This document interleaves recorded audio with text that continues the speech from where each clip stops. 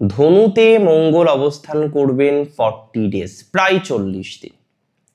আর এই 40 দিন স্পেসিফিক ভাবে আপনার জীবন চক্রে গুরুত্বপূর্ণ। দেখুন, মঙ্গল আপনার রাশির অধিপতি এবং এই সংযোগের সাথে ডিরেক্টলি ইনভলভড, যে কারণে এই সংযোগের প্রভাব আমি মনে করি আপনার জীবন চক্রে সব থেকে বেশি। এই সময় আপনার ইম্পালসিভ নেচার আপনার কিন্তু পদস্খলন ঘটাতে পারে। সো আপনাকে খুব সুস্থভাবে, সুস্থ মস্তিষ্কে, ধীরে সুস্থে কথাবার্তাগুলো বলতে হবে।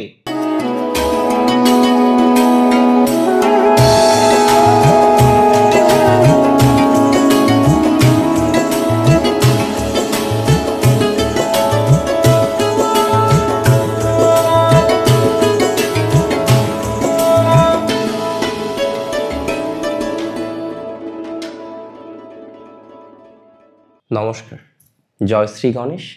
স্বাগতম আপনাদের প্রত্যেককে। আজকে আলোচনা করব আমরা যে রাশিটিকে নিয়ে, সেটি হলো অ্যারিস, মেষ রাশি। এবং মেষ রাশির জাতক জাতিকাদের সাপেক্ষে একটা এক্সট্রিম গুরুত্বপূর্ণ টপিক নিয়ে আজকে আলোচনা করব। দেখুন, মেষের রাশির অধিপতি মঙ্গল স্বয়ং, এবং মঙ্গলের বিভিন্ন রকম প্লেসমেন্টগুলো আমরা একের পর এক দেখছিলাম। মঙ্গল বর্তমানে অবস্থান করছেন যে রাশিটিতে, সেটি হলো বৃশ্চিক। কিন্তু ডিসেম্বরের 7 তারিখ নাগাদ মঙ্গল কিন্তু রাশি পরিবর্তন করবে, বৃশ্চিক রাশি থেকে ধনুতে প্রবেশ করবে। এবং এই জায়গাটা না অত্যাধিক গুরুত্বপূর্ণ। ধনুতে মঙ্গল অবস্থান করবেন 40 ডেজ, প্রায় 40 দিন। আর এই 40 দিন স্পেসিফিক ভাবে আপনার জীবন চক্রে গুরুত্বপূর্ণ, কারণ মঙ্গলের দৃষ্টি থাকতে চলেছে শনির উপরে। এবং সব থেকে ইম্পর্টেন্ট, এগেন শনির দৃষ্টি থাকতে চলেছে মঙ্গলের উপরে। দেখুন, মঙ্গলের 3টি দৃষ্টি, চতুর্থ, সপ্তম এবং অষ্টম। শনির দৃষ্টি 3টি, তৃতীয়, সপ্তম এবং দশম। শনির দশম দৃষ্টি থাকছে মঙ্গলের উপরে, আর মঙ্গলের 4th অ্যাসপেক্ট, চতুর্থ দৃষ্টি থাকছে শনির উপরে। আর এই জায়গা থেকে বেশ কিছু সাবধানতা, বেশ কিছু নতুন দিশা, বেশ কিছু নতুন সিদ্ধান্তের জায়গার উন্মোচন হওয়া শুরু হচ্ছে আপনাদের। দেখুন, মঙ্গল আপনার রাশির অধিপতি এবং এই সংযোগের সাথে ডিরেক্টলি ইনভলভড, যে কারণে এই সংযোগের প্রভাব আমি মনে করি আপনার জীবন চক্রে সব থেকে বেশি। কিছু কিছু ক্ষেত্রে এই ট্রানজিট আপনার জীবন চক্রের 180 ডিগ্রি কিন্তু ঘুরিয়ে দিতে পারে। দেখুন, প্রথমত এটা বুঝতে হবে, মঙ্গল এবং শনি তারা পরস্পর বিরুদ্ধ গ্রহ। তাই যখন কারোর হরোস্কোপে শনি মঙ্গলের যোগ থাকে, আমরা প্রায়শই দেখি নানা রকমের ডিস্টারবেন্স আসে। আবার এই হরোস্কোপগুলি লাইফে এমন একটা জায়গায় দাঁড়ায় যেটা হয়তো দাঁড়িয়ে দেখতে হয়, মাথা উঁচু করে দেখতে হয়। খুব নামি ব্র্যান্ডের প্রতিষ্ঠাতা, বহু এই ধরনের কম্বিনেশন আছে। খুব হাই পোস্টে, হাই সরকারি পোস্টে চাকুরিরত অবস্থায় আছেন বহু জাতক জাতিকাদের এ ধরনের যোগ রয়েছে। কোনো একটা অর্গানাইজেশনের সিইও, এই ধরনের যোগ আছে। বড় একজন ক্যাপ্টেন, এই ধরনের যোগ আছে। খুব নামি একজন অ্যাথলেটিক্স, এই ধরনের যোগ আছে। তাহলে মাথায় রাখতে হবে, যে গ্রহ যোগ দূর থেকে যত বেশি নেগেটিভ মনে হয়, অ্যাকচুয়ালি সেই যোগের কোনো না কোনো স্পেশাল প্রভাব জীবন চক্রে থাকবে। দেখুন, নেচারে মঙ্গল অ্যাগ্রেসিভ, ইম্পালসিভ, শনি ঠান্ডা, তাই না? এই ট্রানজিটে এনার্জির মধ্যে বিভিন্ন রকম পরিবর্তনের জায়গা দেখব। মেষ রাশির ক্ষেত্রে কিছু কিছু ঘটনা সত্যি বোঝার আছে। কিছু কিছু ক্ষেত্রে মেষ রাশির জাতক জাতিকারা ভাববেন যে না, এবার তো কাজকর্ম একটু আগে করতে হবে, এবার তো একটু তাড়াহুড়ো করে কাজকর্মগুলো করে নিতে হবে, যত তাড়াতাড়ি করা যায় এবার তো কাজকর্মগুলো করে নেওয়ার চেষ্টা করতে হবে। আমি সিগনিফিকেন্টলি মনে করি, যারা কাজকর্ম করতে চাইছেন, কোনো রকম বিষয়ে নিজেদের অ্যাটাচমেন্ট করতে চাইছেন, কোনো রকম বিষয় নিয়ে নতুন কিছু ভাবার পরিকল্পনা করছেন, এই সময়ে ইয়েস আর নোতে আটকে থাকতে পারেন অনেকে, যে না ঠিক আছে চলো এবার অনেক কিছু করতে হবে। আবার হঠাৎ করে মনে হলো না একটু ধৈর্য ধরি, একটু সময় নিই, ধীরে সুস্থে করব। অর্থাৎ আপনার অ্যাক্টিভিটির মধ্যে একটা বিস্তর কনফ্লিক্ট আসতে পারে, আপনার অ্যাক্টিভিটির মধ্যে একটা কনফ্লিক্ট আসার সম্ভাবনাটা প্রচুর পরিমাণে কিন্তু লক্ষ্য করতে পারছি। কিছু কিছু ক্ষেত্রে আপনি অত্যাধিক ডিসিপ্লিন হয়ে যাবেন।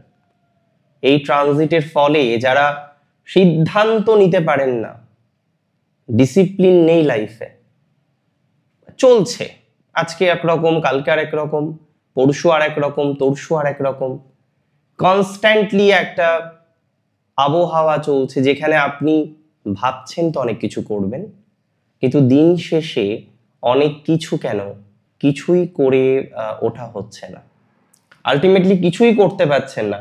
দেখুন এখানে মাথায় রাখতে হবে আপনার যে সিদ্ধান্ত, আজকে ধনুর্ধরের রাশিতে মঙ্গল আপনার নির্দিষ্ট কিছু এম কে জন্ম দিতে পারে, যেটা আমি এইভাবে চলবো, এই লক্ষ্য নিয়ে চলবো, এই লক্ষ্য নির্ধারণ করে চলবো। আর আমি মনে করি এই যে লক্ষ্য নির্ধারণ করে চলার মেন্টালিটি আপনার মধ্যে রয়েছে, সেই মেন্টালিটি আপনার কিন্তু বাস্তবায়িত হতে পারে। লক্ষ্য নির্ধারণ করে চলার যে মানসিকতা আপনি প্রস্তুত করেছেন, সেই লক্ষ্য কিন্তু পূরণের জন্য সংঘর্ষ আপনার অনেক বেশি বাড়বে। তবে এই সময়ে আপনার গুরুজন, আপনার এল্ডার্স, আপনার অথরিটির সাথে একদম ধীরে কথা বলুন। সেই যে বলে না গলা নামিয়ে কথা বলার জন্য, একটু চুপচাপ করে কথা বলার জন্য। এই সময় আপনার ইম্পালসিভ নেচার আপনার কিন্তু পদস্খলন ঘটাতে পারে। সো আপনাকে খুব সুস্থভাবে, সুস্থ মস্তিষ্কে ধীরে সুস্থে কথাবার্তাগুলো বলতে হবে, এটা খুব দরকার। অনেকে দীর্ঘদিন ধরে পরিকল্পনা করেছেন প্রপার্টি কিনবেন। দেখুন প্রপার্টি কেনাটা খারাপ কিছু নয়। আপনি একটা প্রপার্টি কিনতে চাইছেন, সেই প্রপার্টি ক্রয় করাটা কি খারাপ? কোনোভাবেই নয়। কিন্তু আপনি প্রপার্টি ক্রয় করতে গিয়ে নানা রকমের বিপদের মধ্যে পড়ছেন। যে সমস্ত জাতক বা জাতিকারা প্রপার্টি ক্রয় করতে গিয়ে নানা রকমের দুশ্চিন্তায় পড়ছেন, নানা রকমের দুর্ভাবনায় পড়ছেন, আমি মনে করি, আমি পার্সোনালি বিশ্বাস করি প্রপার্টি ক্রয় করার ক্ষেত্রে আপনার পজিটিভিটির মাত্রাটা কিন্তু অনেকটাই বাড়বে। তবে যারা রিয়েল স্টেটে বিজনেস করেন, অনেকেই আছেন রিয়েল স্টেটের সাথে যুক্ত, জমি বাড়ি এই সমস্ত বিষয় নিয়ে কারবার করেন, তাদের কিন্তু প্রভূত ইমপ্রুভমেন্টের জায়গা দেখা যাবে। যারা এই ধরনের বিষয়বস্তুগুলির সাথে সংযুক্ত, এই ধরনের বিষয়বস্তুগুলির সাথে কারবার করেন, তারা একটা ভালো প্রভাব জীবনচক্রে কিন্তু পাবেন। তবে ওই যে বললাম একটা কনফ্লিক্ট, ইয়েস নোতে একটা কনফ্লিক্ট, এগোবো না পিছোবো, এগুলো কি আদৌ ভালো ফল পাওয়া যাবে? কনফিউশন অ্যান্ড কনফিউশন, এই যে কনফিউশন অ্যান্ড কনফিউশনের জায়গাগুলো রয়েছে, যে ধরনের অবস্ট্রাকলটা আপনি পাচ্ছেন, সেই অবস্ট্রাকল থেকে আপনি কিন্তু বেরিয়ে আসতে পারবেন। তবে এই সময়ে আমি রিকোয়েস্ট করব আপনাদের লং ট্রাভেলকে না বলতে। দূরে যাবেন, ঘুরতে যাবেন, বিভিন্ন রকম অ্যাডভেঞ্চার করবেন, ওয়েল অ্যান্ড গুড, ঠিক আছে, বাট এই সময় লং ট্রাভেল থেকে দূরে থাকবেন। নাম্বার 2, এই ট্রানজিটের নেগেটিভ প্রভাব থেকে যদি কেউ আপনাকে রক্ষা করতে পারে, সেটি হলো জুপিটার, বৃহস্পতি, আপনার গুরুজন। তাই এই সময় গুরুজনের পরামর্শই শেষ কথা।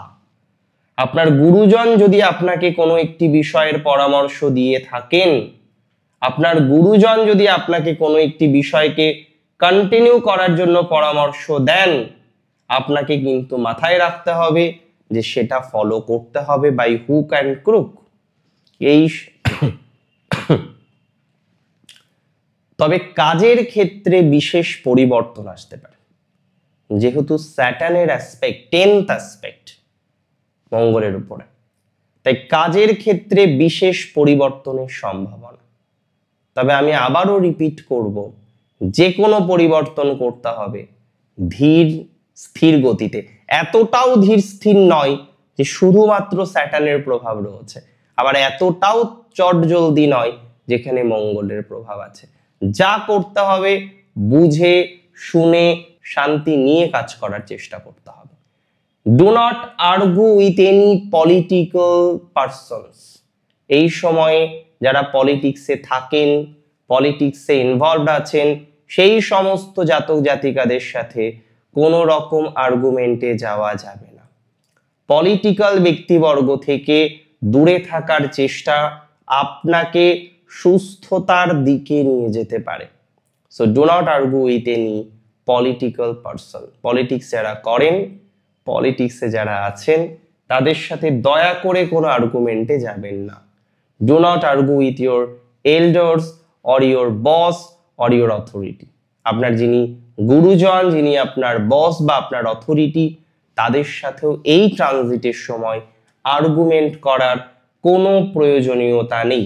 দেখুন, ডিসিপ্লিন কিন্তু বৃদ্ধিপ্রাপ্ত করতে হবে। আপনার লাইফে সব আছে, কিছু কিছু ক্ষেত্রে ডিসিপ্লিনটা কম আছে, তো ডিসিপ্লিন কিন্তু বৃদ্ধি করার চেষ্টা করতে হবে। এটা কিন্তু অত্যন্ত ইম্পর্টেন্ট। কিছু কিছু ক্ষেত্রে একটু কসরত, কিছু কিছু ক্ষেত্রে শারীরিক কসরত বেশি করতে হতে পারে। মেজাজটাকে কন্ট্রোলে রাখতে হবে, রাগটাকে কন্ট্রোলে রাখতে হবে, ইম্পালসিভ নেচারটাকে কন্ট্রোলে রাখতে হবে। আমি বিশ্বাস করি দিন শেষে এই জায়গাটা আপনি নিয়ন্ত্রণে রাখতে পারবেন, আপনি কন্ট্রোলে রাখতে পারবেন, এবং তার মাধ্যমে উন্নতির শিখরে আপনি কিন্তু পৌঁছতে পারবেন। That's for very sure. একটা প্রোডাক্টিভ, একটা স্কিলফুল, একটা নতুন কিছুতে প্রবেশ করুন আপনি। আপনার সাকসেস বৃদ্ধিপ্রাপ্ত হোক, আপনার সাকসেসের শব্দে জগৎ উদ্ভাসিত হোক। ভালো থাকুন আপনি, সুস্থ থাকুন আপনি। জয় শ্রী গণেশ।